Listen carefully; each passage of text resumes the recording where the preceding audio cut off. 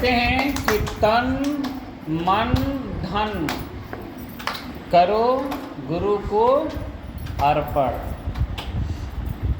इस तन मन धन के बाद क्या कह रहा है कि आप जो पूजा करते हैं, संध्या करते हैं, सुबह के पूजा, शाम के पूजा, संध्या तर्पण करते हैं।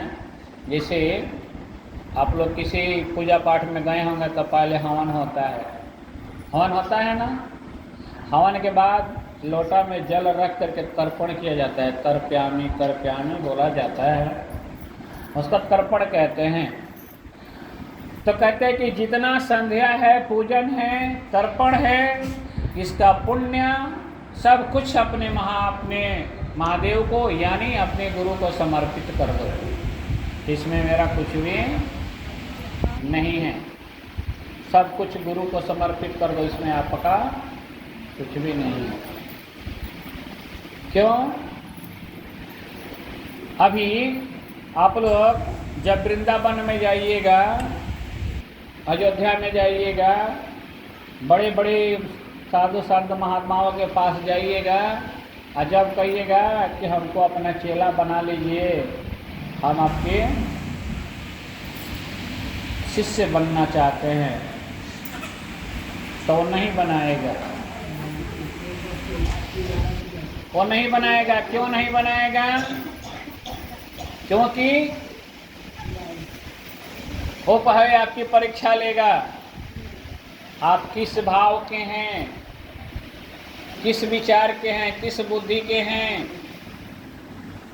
पहले आपका परीक्षा लेगा। 2 दिन आपको बिना खाए रखेगा, 2 दिन बिना पानी के रख देगा, 2 दिन आपसे बोलबा ना करेगा, लगेगा कि गुस्सा हुआ है, तरह तरह से परीक्षा लेगा। और ले करके उसके परीक्षा में जब आप पास होते हैं तब वो आपको फ्री करेगा। ठीक है, अब तुम मेरे शिष्य बनोगे। अगर अच्छे उतर गए, उसके परीक्षा में पास हो गए तो बनाएगा, नहीं तो नहीं बनाएगा। क्यों भाई? चर्चा में होता क्या है? देखा देखी, हमारा नाम घोषणा कर दी, हमारा नाम का घोषणा करिए, हमारे बेटे का नाम का घोषणा करिए, हमारे बेटे का नाम का घोषणा करिए, हमारे पत्नी का नाम का घोषणा करिए, सब घोषणा करा देते हैं। पता चलता है कि चर्चा जब जाने का दिन आता है तो एको आदमी परिवार की एक सदस्य नहीं पहुंचता है, तो घोषणा कराने से फायदा। महादेव के नाम पर कहीं कोई आयोजन किया गया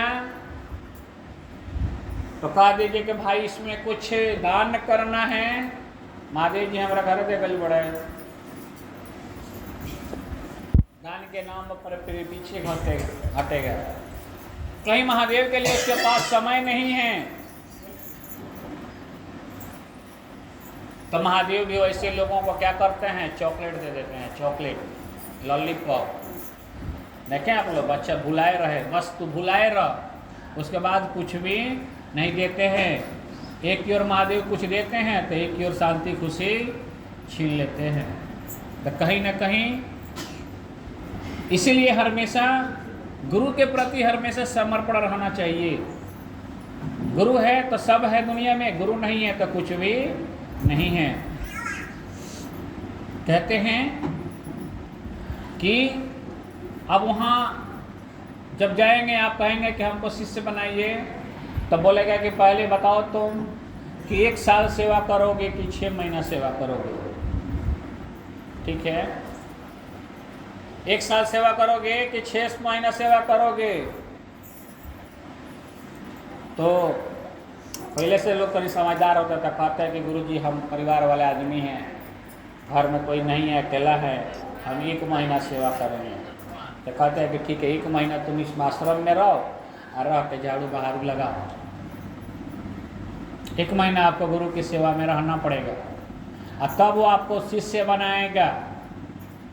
और जब आपको वो शिष्य बनाएगा तब वह बताएगा तरीका किस तरह से भगवान आपको मिलेंगे, किस तरह से आप ऊंचाई को छुएंगे, जीवन के हर गुत्थम गुत्थी पहेलियों को सुलझाएगा। कौन?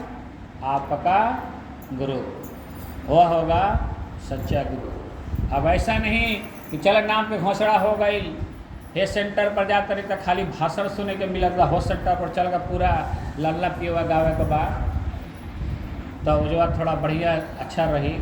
तो यह कि गोली मारा हुआ चलो, तो उस तरह से वैसे जगहों पर गुरु नहीं मिलते हैं। इसलिए कहता है तन मन धन करे गुरु को अर्पण, अगम निगम गुरु संज्ञा समर्पण।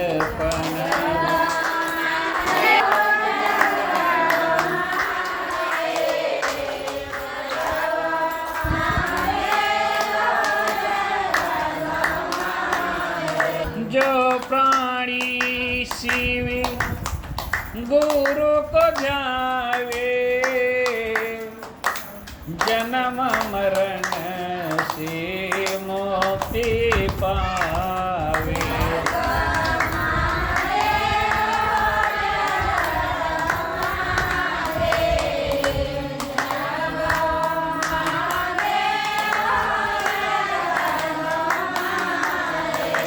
जो प्राणी शिव गुरु को ध्यावे, जन्म मरण से मुक्ति पावे।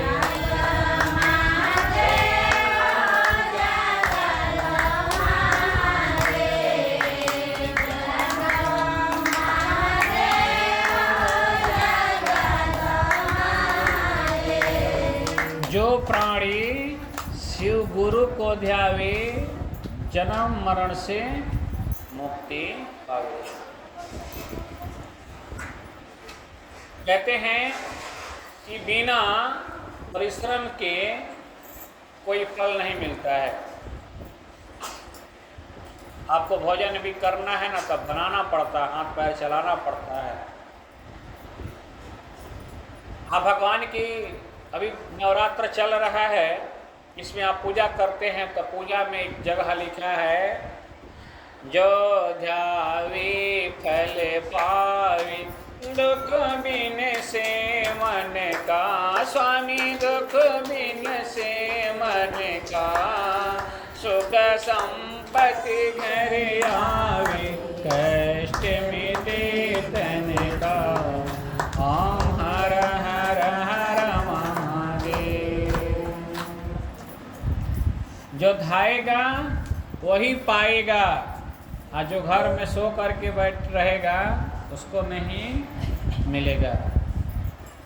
धाने वाले को सब कुछ मिलता है, बशर्ते हम अपने मन को निर्मल भावना करके पवित्र अवस्था में लेकर के दौड़ें, महादेव के नाम को धाएं।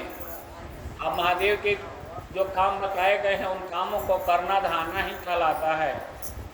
तो जो प्राणी शिव गुरु को ध्यावे, जन्म मरण से मुक्ति पावे। इस दुनिया में जितना भी दुख है, सबसे बड़ा दुख मरना है। क्या है? मरना है।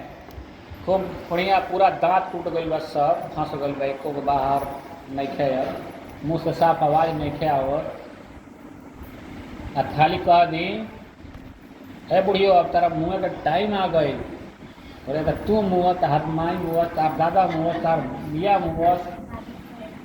क्या है? मौत का डर सभी को सताता है, क्योंकि संसार का सबसे भयंकर दुख मौत है, लेकिन उस पर बस किसी का नहीं है। सब किसी को मौत गले लगा लेता है, सब किसी का मौत आ जाता है, लेकिन हम सब लोग भागते हैं डर से। ठीक है, आगे वाला लाइन में अगर कुछ बता रहे हैं, वहाँ पता चले कि मौत वाला है तो आगे वाला उठ के पिछला में आ जाएगा, वहाँ से उठेगा तो पीछे लग जाएगा। अभी हमारी ज़रूरत नहीं है, अभी तो हमारा बहुत दुनिया देखना है,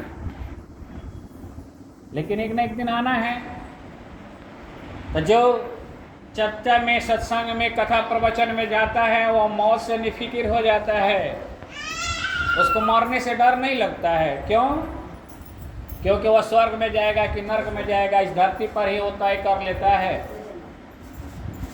लेकिन जो सांसारिक प्राणी कथा सत्संग प्रवचन चर्चा भक्ति भाव से दूर रहते हैं,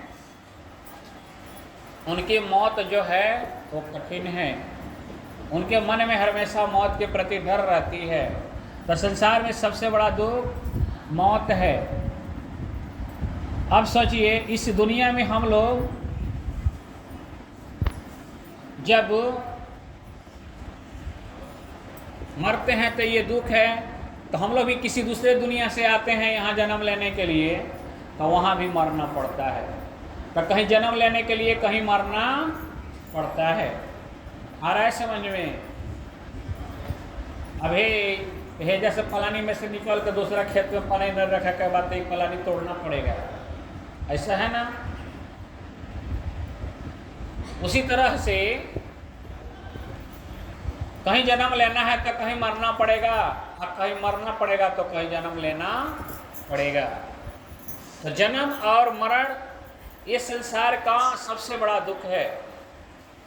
तो कहते हैं कि जो प्राणी शिव गुरु को ध्यावे जन्म मरण से मुक्ति पावे, तो बीच में का जो दुख तकलीफ है उसको महादेव क्या समझते हैं?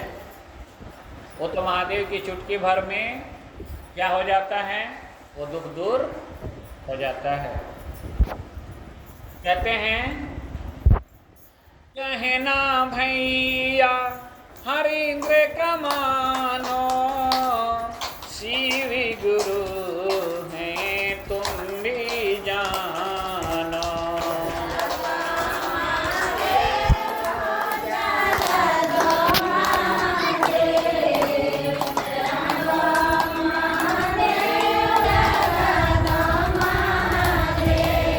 कहना भैया हरिंद्र का मानो, शिव गुरु हैं तुम भी जानो।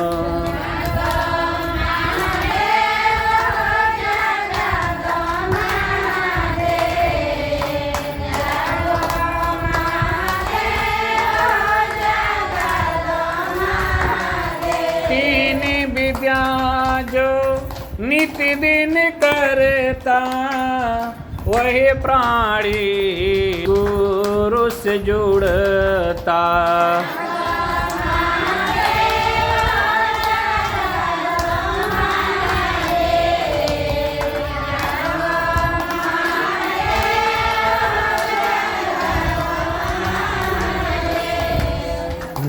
तीन विद्या जो नित्य दिन करता, ये शिव गुरु से जुड़ता। तीन विद्या कौन कौन सा है? तो पहली विद्या है दया मांगना। हरिद्रानंद के अनुसार, शास्त्रों के अनुसार है कि पहली विद्या में आपके दरवाजे पर अगर कोई मेहमान, कोई आगंतुक, कोई सज्जन आते हैं, तो सबसे पहला आपका कर्तव्य है कि हाथ जोड़कर उसको प्रणाम करें। क्या करें? प्रणाम करें। प्रणाम करने के बाद उसको आसन दें, यानी उसको बैठाएं। बैठाने के बाद आपके घर परिवार में कोई रुखा सूखा चीज़ हो, चाहे जो कुछ भी बना हुआ हो, उससे उसको जलपान कराएं। जलपान के बाद उसकी हाल चाल पूछें।